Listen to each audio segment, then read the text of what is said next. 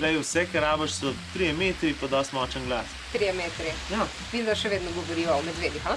Ja, lej, postaviš se 3 metre stran, narediš še velicega in ful zatulaš. Sem bral. Mislim, jaz od takrat se medvedov ne bojim več. To si ti malo sanjal, ha? Ne, to so leta izkušenj, pa kampiranje. Vid, a je s tabo vse okej? Tale samozavest je pa malo hitro izpuhtela. Samozavest je prepričanje o lastnih sposobnostih, znanju in moči. Vid, pa si še tu? Od česa je odvisna naša samozavest? Po eni strani lahko na samozavest gledamo kot na značilnost, se v sproštvu razvije in se potem s časoma povečuje skozi naše življenje, ampak je relativno stabilno. Poznamo ljudi, ki so bolj samozavestni in pa tiste, ki so malo manj samozavestni na splošno. Po drugi strani pa je v okviru neke naloge možno na samozavest vplivati, glede na to, kakšno povratno informacijo dobi posameznik. Čas je za eksperiment. Osvežilni laboratorij je tokrat košarkaško igrišče. V prvi postavi so Deja, Laura, Domen in Ambrož. Naloga prosti meti. Na samozavest pri izvajanju naloge pa bomo skušali vplivati z zvijačo.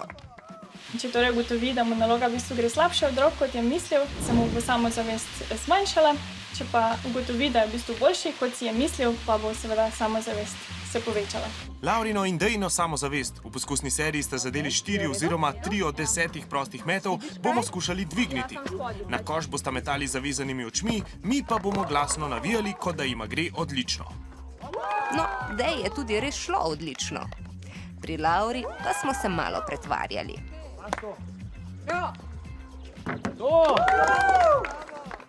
Občutek tak je bil dober, ker so me vsi spodbujali. Zdaj ne vem, če se res tako zadela ali ne. Občutek imam, da ste pač dejansko hypali up in pač ja. Dajmo! Očitno nismo bili dovolj prepričljivi. Pri vnovičnem metanju jima namreč ni šlo dosti bolje. Takrat sem mislila, da tako se zadela, ne, če sem zaprtimi. Ampak je bilo glih obratno. Mogoče pa je Deja le premalo samozavestna. Ponavadi pomaga vajati. Moramo neko stvar čim večkrat ponoviti, da se bomo počutili samozavestni, ko vidimo, da smo v njej res dobri. Torej, ko vedno znova dobimo povratno informacijo, da nam dejansko gre od rok, čeprav smo mislili, da nam ne gre, se bo naša samozavest časoma izboljšala. Zdaj na Snežku boste igrali basket, boste bolj samozavestno metale? Ne bom igrala, ne se nekaj se. Pa ja. Ja. Lej, zapret moš oči, no. Tako, to je to. Drugi se morajo meni umiti. Kaj pa se zgodi, če okolica ni navijaško razpoložena? In imamo občutek, da nam ne gre. Domen trenira košarko. V poskusni seriji je zadel 7-krat. Čeprav zavezanimi očmi meče popolnoma mimo koša, mi pa se glasno norčujemo, to na Domnovo trdno košarkarsko samozavest ne vpliva. Ni mi bilo težko, ker z odprtimi očmi lažje, kot pa zaprtimi oziroma zavezanimi. Ja, ne vem, vpraš Dejo, a je res? Ja. Jaz pač treniram in sem vedel, da sem zanesljiv. Tudi med igro ti ne smeš samozavest nikoli paditi, ker če ne, dobiš bolj nek strah in te strah me vržiti na koš in posledično še več fališ. Če rečemo, da je pri samozavesti vse v glavi, kje točno v glavi pa je samozavest? Nedavna študija je ugotavljala prav to. V bistvu so udeležence vprašali, kako samozavestni so glede odgovorov na vprašanja v eksperimentu. In ko so bili bolj samozavestni, se je aktiviral med drugimi regijami tudi striatum, ki se pogosto odzove, ko dobimo kakšno nagrado. Po drugi strani pa, ko so bili manj samozavestni udeleženci v eksperimentu, se je aktivirala orbitofrontalna skorja in pa dorsomedialna prefrontalna skorja. Ta dva predela možganov pa sta pogosto povezana z negativnimi občutki in negotovostjo. Ta študija kaže, da je samozavest nagrajujoča, da se torej pozitivno počutimo, ko smo samozavestni. To pa je Ambrož. Jaz sem pa prvo serijo kar šokantno zadev 6 od 10, presegel svoje lastne pričakovanja. Ambrož je edini, ki je naši manipulaciji podlegel. Dobar, nič od 10, v redu, dober poskus.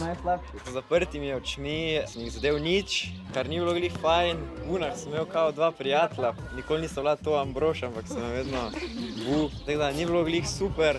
Pol, pa ko sem jih svet odprl, je pa bilo še slabš, 3 od 10 sem zadev, no. Kaj je bilo s tvojo samozavestjo? Pa, ko si šel z odvezanimi očmi metati na koš, si rekel, jaz imam to. Ni Bila pa... je nižje. A to pomeni, da ni vse odvisno od mojih sposobnosti, ampak tudi v bistvu od moje samozavesti. Se pravi, če jaz verjamem, da sem kul, sem pa res kul. Dejansko študije kažejo, da je to res. Recimo študija o prepoznavanju tridimenzionalnih likov v prostoru. Res kul študija. V vlogi, v kateri je treba pravilno ugotoviti, kateri tridimenzionalni lik je enak izvornemu, so moški v povprečju boljši. Vid, končno si lahko nečem boljši. To bo dobro za tvojo samozavest. Ja, kaj pa vem, ne. Ker v bistvu tudi znotraj teh skupin posameznih prihaja do razlik, tako da so lahko tudi kakšne punce boljše od fantov. To je res, ampak je to eden izmed tistih redkih eksperimentov, kjer se vedno znova pojavi razlika med spoloma. Je pa res, da so v nedavni raziskavi ugotovili, da moški niso dejansko boljši pri tej nalogi, samo boljši izvajajo. Pri tem eksperimentu je tako, da je zasnovan na način, da v bistvu meri ne samo sposobnost, ampak tudi samozavest. Ponavadi je tako, da lahko odgovore izpustimo.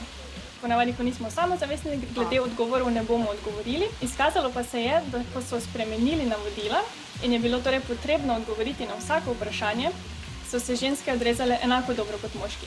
Torej so bile enako sposobne, vendar niso toliko verjele vase in so odgovore ponavadi izpuščale. Tudi ko pravil naloge ne spreminjamo in najprej ljudi razvrstimo po stopni samozavesti, vidimo, da se bolj samozavestni ljudje bolje odrežejo. Tukaj spol ne igra nobene vloge. To je torej še eno potrdilo o tem, da ni vse odvisno od sposobnosti, ampak tudi od tega, kako zelo verjameš vase.